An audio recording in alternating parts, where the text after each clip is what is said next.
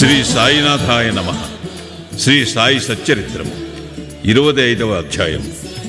దాము అన్నా కాసార్, సట్టా వ్యాపారము, మామిడి పండ్ల లీల. భగవతవతారమును, పరబ్రహ్మ స్వరూపుడును, మహాయోగీశ్వరుడును, కరుణాసాగరుడును అగు శ్రీ సాయినాథునకు సాష్టాంగ నమస్కారములు వనర్చి ఈ అధ్యాయమును ప్రారంభించెదము. యోగి చూడామణియగు శ్రీ సాయినాథ మహారాజుకు జయమగుగాక. సమస్త శుభములకు నిలయము మన ఆత్మారాముడు, భక్తుల పాలిట ఆశ్రయదాతాయగు సాయికి జయమగుగాక. జీవితాశయమును పరమావధిని కాంచిన బాబాకు ప్రణామములు. సాయిబాబా ఎల్లప్పుడూ కరుణాపూర్ణుడు. మనకు కావలసినది వారి యందు మనఃపూర్వకమైన భక్తి. భక్తునకు స్థిరమైన నమ్మకము, పూర్ణ భక్తి ఉన్నప్పుడు వాని కోరికలన్నీ శీఘ్రముగా నెరవేరును. హేమాడ్ పంతు మనస్సునందు బాబా జీవిత లీలలను వ్రాయి కోరిక జనించగానే బాబా వెంటనే అతనిచే వ్రాయించాను. సంగ్రహముగా సంగతులను వ్రాసుకొనమని బాబా ఆజ్ఞ ఇచ్చిన వెంటనే హేమాడ్ పంతుకు ప్రేరణ కలిగి గ్రంథరచనకు కావలసిన బుద్ధి, శక్తి, ధైర్యము కలిగి దానిని ముగించాను. దానిని వ్రాయు యోగ్యత మొదట అతనికి లేకుండెను. కానీ బాబా దయాపూరితముగా ఆశీర్వచనముచే దానిని అతడు పూర్తి చేయగలిగాను. ఈ విధముగా సచ్చరిత్ర సిద్ధమైనది. అది ఒక చంద్రకాంతమణి వంటిది. దాని నుండి సాయి లీలలు అను అమృతము స్రవించును. దానిని చదువరులు మనసారా త్రాగవచ్చును. భక్తునకు సాయి యందు పరిపూర్ణమైన హృదయపూర్వకముకు భక్తి కలిగినప్పుడు దుఃఖముల నుండి, అపాయముల నుండి బాబా కాపాడి రక్షించుచుండెను. వాని యోగక్షేమములు బాబా చూచుచుండెను. అహ్మద్ నగర్ నివాసియగు దామోదర్ సావల్ రామ్ రాసినే కాసార్ ఉరఫ్ దాము అన్న కథ పైన పేర్కొనిన వాక్యమునకు ఉదాహరణముగా దిగువనివ్వబడినది. దాము అన్న 6వ అధ్యాయములో శ్రీరామనవమి ఉత్సవ సందర్భమున ఇతని గూర్చి చెప్పితిమి. చదువరులు దానిని జ్ఞప్తి అందుకునియే యుందురు.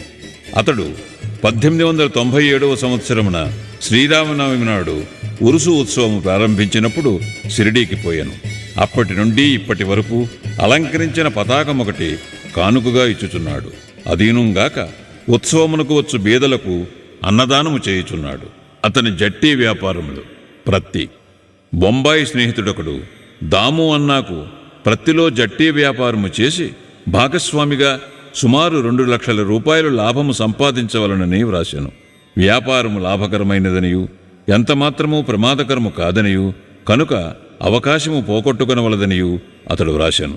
దాము అన్న ఆ బేరము చేయుటయా మానుటయా అను ఆందోళనలో పడెను. జట్టి వ్యాపారమును చేయుటకు వెంటనే నిశ్చయించుకొనలేకుండెను. దాని గురించి బాగుగా ఆలోచించి తాను బాబా భక్తుడొకటిచే శ్యామాకొక జాబు సవివరముగా వ్రాసి బాబానడిగి వారి సలహాను తెలుసుకున్నమనెను. ఆ మరుసటి దినము ఆ ఉత్తరము శ్యామాకు ముట్టెను. శ్యామా దానిని తీసుకుని మసీదుకు పోయెను. బాబా ముందర పెట్టాను. బాబా ఆ కాగితమేమని అడిగాను. సమాచారమేమనెను. శ్యామ అహ్మద్ నగర్ నుండి దాము అన్న ఏదో కనుగొనుటకు వ్రాసినాడనెను. బాబా ఇట్లనెను. ఏమి వ్రాయిచున్నాడు? ఏమి ఎత్తువేయుచున్నాడు? భగవంతుడిచ్చిన దానితో సంతుష్టి చెందక ఆకాశమునకు ఎగురు ప్రయత్నించుచున్నట్లున్నది. వాని ఉత్తరము చదువు. బాబా చెప్పినదే ఆ ఉత్తరములో గల సమాచారమని శ్యామ, దేవా, నీవిక్కడ ప్రశాంతముగా కూర్చొని భక్తులను ఆందోళన పాలు చేసేదవు. వారు వ్యాకులగుటతో వారిని చెటకీడ్చుకుని వచ్చేదవు. కొందరిని ప్రత్యక్షముగాను, కొందరిని లేఖల రూపముగాను తెచ్చేదవు. ఉత్తరములోని సంగతులు తెలిసి నన్నేల చదవమని బలవంత పెట్టుచున్నావు అనెను.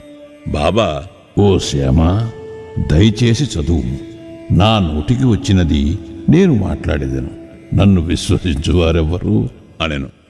అప్పుడు శ్యామ ఉత్తరమును చదివాను. బాబా జాగ్రత్తగా విని కనికరముతో నిట్లనెను. సేటుకు పిచ్చి ఎత్తినది. అతని గృహమందు ఏ లోటు లేదని వ్రాయిము. తనకున్న సగము రొట్టెతో సంతుష్టి చెందమని వ్రాయిము. లక్షలార్జించుటకు ఆయాస పడవద్దని చెప్పుము. శ్యామ జవాబు పంపెను. దాని కొరకు ఆతురతతో దాము అన్న కనిపెట్టుకుని ఉండెను. జాబు చదువుకొని అతడు తన ఆశ ఎంతయు అడియాశ అయినదనుకునేను.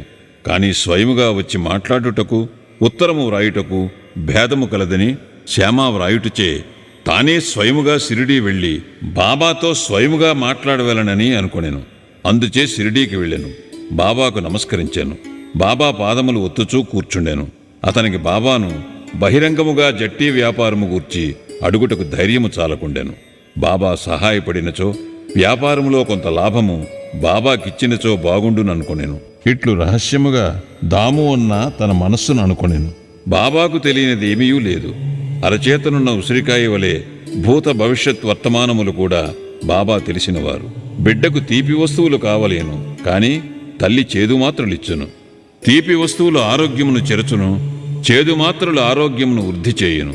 తల్లి తన బిడ్డ యొక్క మేలును కాంక్షించి బుజ్జగించి చేదు మాత్రలే ఇచ్చును. బాబా దయగల తల్లి వంటివారు. తన భక్తుల భవిష్యత్ వర్తమానముల లాభములు గూర్చి బాగుగా తెలిసినవారు. దాము అన్న మనస్సును కనిపెట్టి బాబా ఇట్లనెను. ప్రపంచ విషయములలో తగులుకొనుటకు నాకిష్టము లేదు. బాబా యొక్క అసమ్మతి గ్రహించి దాము అన్న ఆ పనిని మానుకొనెను. ధాన్యముల బేరం. పిమ్మట దాము అన్న ధాన్యము వ్యాపారము చేయి తలపెట్టాను. ఈ ఆలోచన కూడా బాబా గ్రహించి, నీవు 5 షేర్ల చొప్పున కొని 7 షేర్ల చొప్పున అమ్మవలసి వచ్చును. కనుక ఈ వ్యాపారము కూడా మానుకొనుము. కొన్నాళ్ల వరకు ధాన్యము ధర హెచ్చుగానే ఉండెను. కానీ 1 మాసము 2 మాసములు వర్షములు విశేషముగా కురిసెను. ధరలు హఠాత్తుగా పడిపోయెను. ధాన్యములు నిలువ చేసిన వారెల్లా నష్టపడిరి. ఈ దురదృష్టము నుండి దాము అన్న కాపాడబడెను. ప్రతి జట్టి వ్యాపారము కూడా కూలిపోయాను. ఆ దళారి ఇంకొక వర్తకుని సహాయముతో వ్యాపారము చేశాను. మదుపు పెట్టిన వారికి గొప్ప నష్టము వచ్చెను. బాబా తనను 2 సార్లు గొప్ప నష్టముల నుండి తప్పించనని దాము అన్నాకు బాబా యందు గల నమ్మకం హెచ్చెను. బాబా మహాసమాధి చెందు వరకు వారికి నిజమైన భక్తుడిగా నుండెను. వారి మహాసమాధి పిమ్మట కూడా ఇప్పటి వరకు భక్తితో ఉన్నాడు. ఆమ్రలీల. మామిడి పండ్ల చమత్కారము. ఒకనాడు 300 మామిడి పండ్లు పార్సెలు వచ్చెను. రాళేయను మామలతాదారు గోవా నుంచి శ్యామా పేరున ఆ పండ్లను బాబాకు పంపెను. అది తెరుచున్నప్పటికీ పండ్లన్నయూ బాగానే ఉండెను. అది శ్యామా స్వాధీనములో పెట్టిరి. అందులో 4 పండ్లు మాత్రమే బాబా కొలంబాలో పెట్టెను. బాబా ఈ 4 దాము అన్నాకు, అవి అక్కడనే ఉండవలను అనెను. దాము అన్నాకు 2 భార్యలు కలరు. కానీ అతనికి సంతానము లేకుండెను. అనేక జ్యోతిష్యులను సంప్రదించాను. అతను కూడా జ్యోతిష్యమును కొంతవరకు చదివాను. తన జాతకములో దుష్టగ్రహ ప్రభావం ఉండుటచే అతనికి సంతానము కలుగున అవకాశము లేదనుకునేను. కానీ అతనికి బాబా యందు మిక్కిలి నమ్మకము గలదు. మామిడి పండ్లు అందిన 2 గంటలకు అతడు షిరిడీకి చేరి బాబాకు నమస్కరించుటకు పోగా బాబా ఇట్లనెను. అందరూ మామిడి పండ్ల వైపు చూచుచున్నారు, కాని అవి దాము కొరకుంచినవి కావున అవి దామ్యా తిని చావవలెను. దాము ఈ మాటలు విని భయపడెను. కాని మహల్షాపతి దానినిట్లు సమర్థించెను. చావమనున్నది అహంకారమును గూర్చి, దానిని బాబా ముందు చంపుట ఒక ఆశీర్వాదము. బాబా అతనితో ఇట్లనియను. నీవు తినవద్దు, నీ చిన్న భార్యకిమ్ము. ఈ ఆమ్రలీల ఆమెకు 4 కొడుకులను 4 కుమార్తెలను ప్రసాదించును. దాము ఆ ప్రకారమే చేశాను. కొంతకాలమునకు బాబా మాటలు నిజమాయను, జ్యోతిష్కుని మాటలు ఉత్తవాయను. బాబా మాటలు వారి సమాధికి పూర్వమే గాక ఇప్పుడు కూడా వారి మహాత్మ్యమును స్థాపించుచున్నవి. బాబా ఇట్లనెను. సమాధి చెందినప్పటికీ నా సమాధిలో నుంచి నా ఎముకలు మాట్లాడును. అవి మీకు ధైర్యమును విశ్వాసమును కలిగించును. మనఃపూర్వకముగా నన్ను శరణజొచ్చిన వారితో నా సమాధి కూడా మాట్లాడును. వారి వెన్నంటి కదలును. నేను మీ వద్ద ఉండనేమోయని మీరు ఆందోళన పడవద్దు. నా ఎముకలు మాట్లాడుతూ మీ క్షేమమును కనుగొనుచుండును. ఎల్లప్పుడూ నన్నే జ్ఞప్తి యందుంచుకొనుడు. నాయందే మనఃపూర్వకముగను హృదయపూర్వకముగను నమ్మకముంచుడు. అప్పుడే మీరు మిక్కిలి మేలు పొందెదరు. హేమాడ్ పంతు ఈ అధ్యాయమును ఒక ప్రార్థనతో ముగించుచున్నాడు. ప్రార్థన. ఓ సాయి సద్గురు, భక్తుల కోరికలు నెరవేర్చు కల్పవృక్షమా, మీ పాదముల మేమెన్నటికీ మరువకుందుముగాక. మీ పాదములనెప్పుడూ చూచుచుండెదుముగాక. ఈ సంసారమును చావు పుట్టుకలచే మిక్కిలి బాధపడుచుంటిమి. ఈ చావు పుట్టుకల నుంచి మమ్ము తప్పింపుము. మా ఇంద్రియములు విషయములపై పోనీయకుండా అడ్డుకొనుము. మా దృష్టిని లోపలకు మరల్చి ఆత్మతో ముఖాముఖి చేయుము. ఇంద్రియములు, మనస్సు, బయటికి పోవు నైజము నాపనంత వరకు ఆత్మసాక్షాత్కారమునకు అవకాశము లేదు. అంత్యకాలమున కొడుకు గాని, భార్య కాని, స్నేహితుడు గాని ఉపయోగపడరు. నీవే మాకు ఆనందమును మోక్షమును కలుగుచేయువాడవు. వివాదములందు, దుర్మార్గపు పనులందు మాకు గల ఆసక్తిని పూర్తిగా నశింపజేయుము. నీ నామస్మరణము చేయుటకు జిహ్వ ఉత్సహించుగాక. మా ఆలోచనలను అవి మంచివే ఎగుగాక చెడ్డవే ఎగుగాక తరిమివేయుము. మా గృహములను శరీరమును మరచునట్లు చేయుము. మా అహంకారమును నిర్మూలింపుము. నీ నామమే ఎల్లప్పుడూ జ్ఞప్తియందుండునట్లు చేయుము. తక్కిన వస్తువులన్నిటినీ మరచునట్లు చేయుము. మనశ్చాంచల్యమును తీసివేయుము. దానిని స్థిరముగా ప్రశాంతముగా ఉంచుము. నీవు మమ్ములను గట్టిగా పట్టియుంచినచో ఆ అజ్ఞానాంధకారము నిష్క్రమించును. నీ వెలుతురునందు మేము సంతోషముగా ఉండెదము. మమ్ములను నిద్ర నుండి లేపుము. నీ లీలామృతము త్రాగు భాగ్యము నీ కటాక్షము చేతను గత జన్మలలో మేము చేసిన పుణ్యము వలనను కలిగినది. దాము అన్న ఇచ్చిన వాంగ్మూలము ఈ సందర్భమును గమనింపదగినది. ఒకనాడు అనేక మందితో నేను కూడా బాబా పాదముల వద్ద కూర్చుని ఉన్నప్పుడు నా మనస్సున 2 సంశయములు కలిగెను. ఆ రెంటికి బాబా ఇట్లు జవాబిచ్చెను.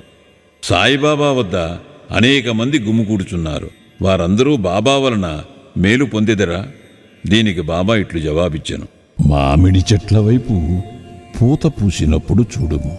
పువ్వులన్నయూ పండ్లు అయినచో ఎంత మంచి పట్టయగును. కానీ అట్లు జరుగునా పువ్వుగానే చాలా మట్టుకు రాలిపోవును. గాలికి కొన్ని పిందెలు రాలిపోవును, కొన్ని మాత్రమే మిగులును. ఇది నా గురించి అడిగినది. బాబా భౌతిక శరీరము విడిచిన పిమ్మట నా జీవితమనే ఓడ ఎట్లు నడపగలను? అది ఎటో కొట్టుకుని పోవునా? అయినచో నా గతి ఏమి? దీనికి బాబా జవాబిట్లిచ్చాను. ఎక్కడైనను ఎప్పుడైనను నా గురించి చింతించినచో నేను అక్కడనే ఉండెదను. 1918కి ముందు వారి వాగ్దానము ప్రకారము వారు నెరవేర్చుచుండేరి. 1918 తర్వాత కూడా నెరవేర్చుచున్నారు. ఇప్పటికీ నాతోనే ఉన్నారు. ఇప్పటికీ నాకు దారి చూపుచున్నారు. ఇది 1910-11 కాలములలో జరిగెను. నా సోదరులు వేరుపడిరి. నా సోదరి కాలధర్మమునందెను. దొంగతనము జరిగెను. పోలీసు విచారణ జరిగెను. ఇవన్నీ నన్ను కల్లోలపరిచినవి. నా సోదరి చనిపోగా నా మనస్సు వికలమయ్యాను. నేను జీవితమును సుఖములను లక్ష్యపెట్టలేదు. నేను బాబా వద్దకు పోగా వారు ఉపదేశముతో శాంతింపజేసి అప్పా కులకర్ణి ఇంటిలో బొబ్బట్లతో విందు గావించిరి. నా నుదుట చందనము పూసిరి. నా ఇంటిలో దొంగతనము జరిగినది. నాకు 30 సంవత్సరముల నుండి ఒక స్నేహితుడుండెను. అతడు నా భార్య యొక్క నగలిపెట్టి దొంగిలించాను. అందులో శుభమగు నాసికాభరణము ఉండెను. బాబా ఫోటో ముందు ఏడ్చితిని. ఆ మరుసటి దినమే ఆ మనిషి నగలపెట్టిన తిరిగి ఇచ్చివేసి క్షమాపణ కోరెను. శ్రీ సాయినాథాయ నమః. 25వ అధ్యాయము సంపూర్ణము. సద్గురు శ్రీ సాయినాథార్పణమస్తు. శుభం.